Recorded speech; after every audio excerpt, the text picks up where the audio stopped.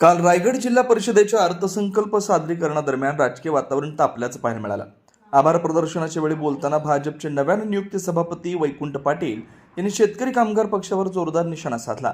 जिल्हा परिषदेतून शेतकरी कामगार पक्षाची जुलमी राजवट संपुष्टात आली। आता ही जिल्हा परिषद ठेकेदारांची राहणार नाही।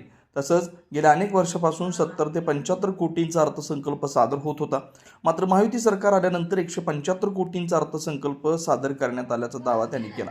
या अर्थसंकल्पाला सर्वांनी पाठिंबा द्यावा असं आवाहन करत येत्या 7 तारखेला आवश्यक कागदपत्रांसह उपस्थित रहा, मेरा नंबर कब आएगा असं म्हणण्याची वेळ येऊ नये असंही ते म्हणाले। एक गोष्ट प्रत्यक्षाने आपल्याला बोलायची राहिलेली आहे की बोलायला पाहिजे की शेतकरी कामगार पक्षाची जुलमी राजवट संपून आज या ठिकाणी अभिप्राय करतो। त्याला म्हटलं तर आता याच्या पुढे ही जिल्हा परिषद जी आहे ही जिल्हा परिषद ठेकेदारांची राहणार नाही। ही जिल्हा परिषद महिलांची, ही जिल्हा परिषद शेतकऱ्यांची, ही जिल्हा परिषद कष्टकऱ्यांची, ही जिल्हा परिषद तरुणांची राहणार आहे।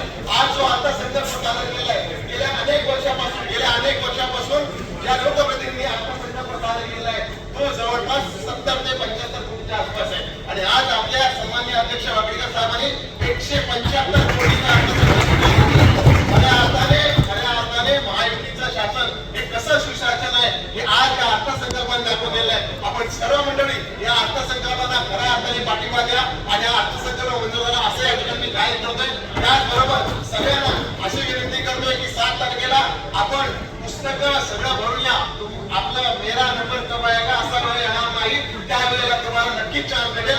परंतु सर्व समाजाच्या मंडळींना मी सांगतोय की एक गोष्ट प्रत्यक्षाने सगळ्यांनी जाणून घेतली पाहिजे की या सर्व सदस्यांचा, सर्व सन्माननीय सदस्यांचा मान सर्व प्रशासकीय अधिकाऱ्यांनी राखला गेला पाहिजे। असं नको व्हायला बाबा सदस्य तिथे, आमदार तिथे आणि उद्घाटन करायला मशहूर कोणतरी वेगळं जाते। अशा पद्धतीचं कामकाज नाही व्हायला पाहिजे। प्रत्येक सदस्याला मान सन्मान दिला गेला पाहिजे।